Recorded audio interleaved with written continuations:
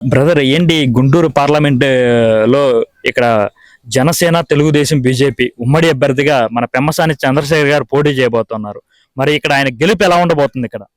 ఇక్కడ గుంటూరు జిల్లాలో ఎంపీగా పోటీ చేస్తున్నటువంటి పెమ్మసాని చంద్రశేఖర్ గారిది గొప్ప మెజార్టీ వస్తుంది. దేనికంటే ఆయన ఎటువంటి అవినీతి మచ్చలేని నాయకుడు, అలాంటి వ్యక్తి మాకుండటం చాలా సంతోషంగా భావిస్తున్నాం.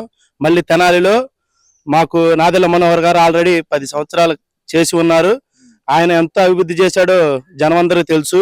ఇప్పుడు ఈ వైసీపీ ప్రభుత్వాన్ని ఇంటికి పంపిస్తాకి చాలా మంది సిద్ధమై ఉన్నారు. పెమ్మసాని చంద్రశేఖర్ గారు కానీ నాదెళ్ల మనోహర్ గారు కానీ గొప్ప మెజార్టీతో గెలుస్తున్నారని నేను భావిస్తున్నాను. ఎందుకు పెమ్మసాని గారు ఆల్రెడీ ఇక్కడ మరి ఏమో వైఎస్ఆర్సీపీ వాళ్ళేమో ఇక్కడ మరి సంక్షేమ పథకాలన్నీ అందజేస్తున్నారు. ఈసారి గుంటూరులో ఈసారి మేమే జెండా వేసేది అనేసి వైఎస్ఆర్సీపీ వాళ్ళు చెప్తా ఉన్నారు. మీరు దానికే ఉంటారు. ఒకటి ఇక్కడ వాళ్ళ ఆలోచన వాళ్ళ ఆలోచనలు వేరేగా ఉన్నాయి. ఇక్కడ మాత్రం జరగబోయేది, ప్రజల్లో వేయబోయేది రెడీగానే ఉన్నారు. వాళ్ళని ఇంటికి పంపిస్తే మాత్రం ఖాయం. ఇక్కడ మాత్రం వన్ సైడ్ ఓటింగ్ అవుతుంది.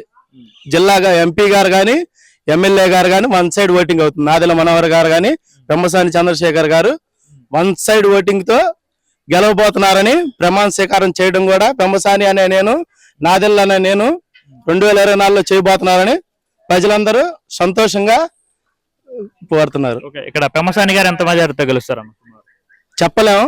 ఇప్పుడు ఆల్రెడీ ముగ్గురు అభ్యర్థులను మార్చారు.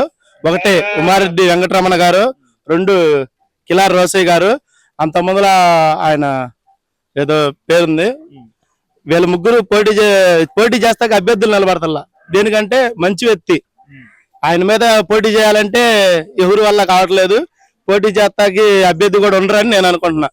వన్ సైడ్ ఓటింగ్ అయింది ఎంత పెద్ద అభ్యర్థి నుంచి ఉన్నా. దేనికంటే మంచి వ్యక్తి పెమ్మసాని చంద్రశేఖర్ గారు. అలాంటి వ్యక్తి మనకు కావాలి.